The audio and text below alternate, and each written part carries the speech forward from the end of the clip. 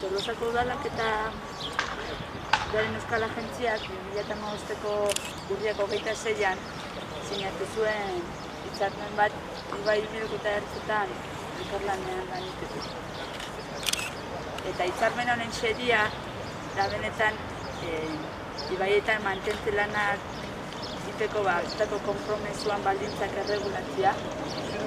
Eta bestalde, ekimen honen bidez, bi erakundek ekintza plan bat adostuko dute urtero, eta orduan egingo dian ekintzak eraginkorragoak izango diala, eta bestalde, ibai ertzeko landaredia babesteko lanak egingo dira eta biodibertsitatea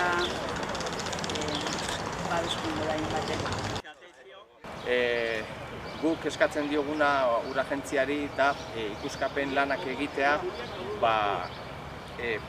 guk parkea aprobetxatzen dugun moduan, nolabait edo ekiditea uholdeak ekarri ditzazkeen arazoak, ezta?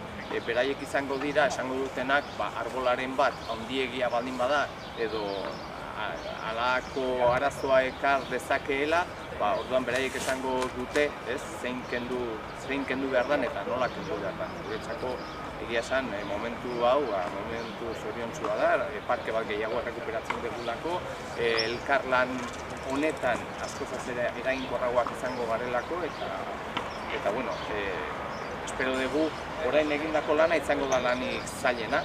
Gero pentsatzen dut hemendikan aurrea mantendu lanak egitea ez dela asko kostako eta oso lan gutxirekin mantenduko dugula herriarentzako oso aproposa izango den.